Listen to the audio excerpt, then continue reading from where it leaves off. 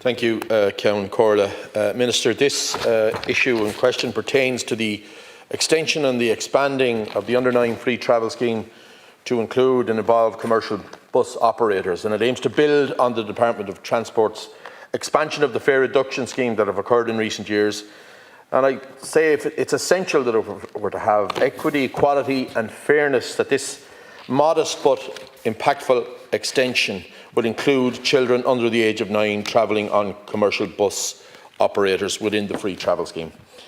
It would also address a growing disparity between PSO and commercial services. It would ensure equitable access for children across the country and reinforce the national commitments to increasing public transport usage and reducing car dependencies. Those relying on the commercial bus operators often reside, and of course live in rural or underserved areas of the country, and these are excluded. And this creates a two-tier system that is inconsistent with the broader policy goals around transport equity and inclusion. The inclusion of the commercial bus operators would ensure fairness for all families, regardless of the geography or service providers. Those children who reside in areas where public transport is not always available, and we all know about those areas across the country, it would support a broader model shift by fostering a culture of public transport use from an early age. Commercial bus operators are already integrated into the LEAP card infrastructure and currently participate in both the free travel and young adult card schemes. So there's no need for any additional technological investment or major operational overhauls that are required to implement this extension. The system is ready, and the commercial operators are ready and willing and able to deliver it. There was a report done by Jim Power in 2024, commissioned by the Coach Tourism and Transport Council. And the report highlighted that unequal application of fare supports is creating an on-level playing field between public service operators and licensed commercial operators. Extending free travel to under-9s on commercial bus operators is a practical step that would improve competitive fairness while directly benefiting thousands of families. There's also strong public support for it following the findings in a recent survey. The key figures and cost indicate that after adjusted fare levels and even factoring in occasional long distance trips, the total cost for the entire country is unlikely to exceed €1 million annually. There are large swathes of this country that have a non-existent or very poor public transport service, and they're dependent on private bus operators. To exclude children under 9 who cannot avail of public transport and depend on private operators is just not fair. There is no equality.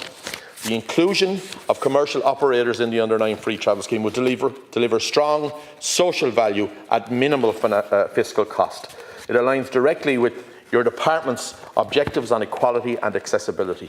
So I'm respectfully asking that this move be taken by the department and by the Minister for Transport in an effort to introduce and maintain equality for those people who are right across the country who have no access to public transport, and yet we have commercial bus operators that are out there in the field trying to compete unfairly in this regard, because if an under 9 is travelling, they get used to travelling on public transport, but also their families travel with them, and that is the success story for everybody. So I urge the Minister to carry this out.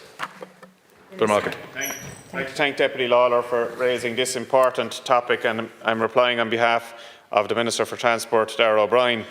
At the outset, I would like to clarify that the Minister for Transport has responsibility for policy and overall funding in relation to public transport, but neither the Minister nor his officials are involved in the day-to-day operation of public transport services.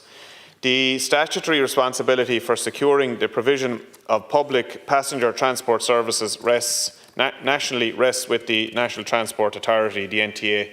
The NTA works with the public transport operators who deliver the services and have responsibility for day-to-day operational matters. The NTA also has a statutory responsibility for the regulation of fares charged to passengers in relation to public transport services provided under the public service obligation contracts. However, unlike the PSO services, where the NTA sets monitors and regulates fares. Services operated by the commercial bus operators fall outside of this remit. Fares on the commercial bus operators' services are determined independently by the operators themselves and are a purely commercial decision. That being said, I would like to assure the Deputy that the Government is committed to delivering an accessible, reliable and affordable public transport system for all of our citizens, including children, under the programme for government. Our commitments include the rollout of contactless payments, keeping fares affordable and examining the further expansion of free public transport for children. In recent years, the Government has introduced a range of fare initiatives aimed at improving the affordability and accessibility of public transport, while also encouraging increased usage across all age groups. These measures include the 90-minute fare, the 20% fare discount on PSO services and the Young Adult Card. Notably, the Young Adult Card scheme has been broadened to include eligible services operated by commercial bus operators. Specifically, in Budget 2025, the Government approved the extension of free travel to children aged 5 to 8 years on state-subvented PSO services, with the application portal formally opening on the 3rd of September last. This targeted initiative is designed to encourage children to start using public transport from an early age. The Government decision to expand this initiative did not include broadening this measure to the commercial bus operators. As is the case with all such budgetary measures, any decision regarding potential future fare reductions are a matter for the Government and are considered within the context of the available fiscal parameters and the medium-term fiscal plan. Lawlor. Minister, I appreciate that you are in here with a prepared script, not of your making, but from the department. But I have to say that the Minister, on an issue like this, is not involved in the day-to-day running is a lame excuse in the context of what we're asking. Effectively, what's happening here is discriminatory. We're saying to children and their families who reside in an area where we have a public transport system that's available and readily available that, yes, you can benefit from this. But we're saying to children who don't have that luxury, we're saying to children who live in largely rural areas, that sadly we're not going to extend it to the bus operator that you have access to. You know, we see ministers, and it has to be acknowledged that some very good work has been done and very good initiatives have been introduced. You've just outlined in the area of 5 to 8, children in the age of 5 to 8. But ministers arrive with great fanfare at these announcements, but then tell us that they're not involved in the day-to-day operation. That's the NTA's issue. I mean, the notion that we would have one set of children being able to benefit for something in this country, and others are told, sorry, you make your own way, is a bit ludicrous in the context of equality and fairness. And I'm sure there's a case to be taken and won somewhere.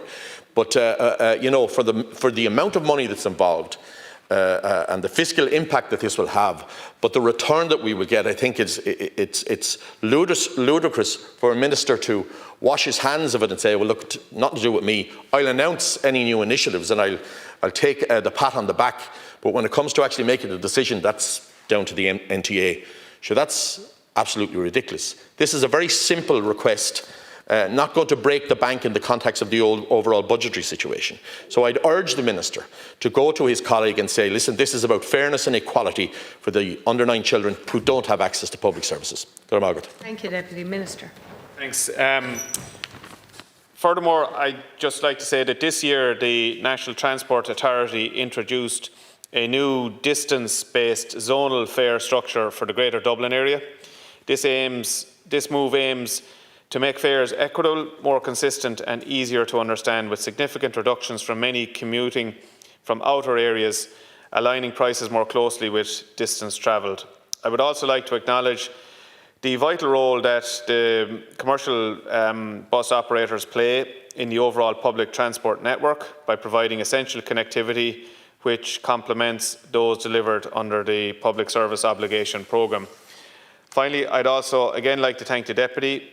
I'd like to assure the Deputy that the Government remains committed to making public transport as accessible and equitable as possible. The Minister for Transport has met and will continue to meet and listen to the representatives of the commercial operators.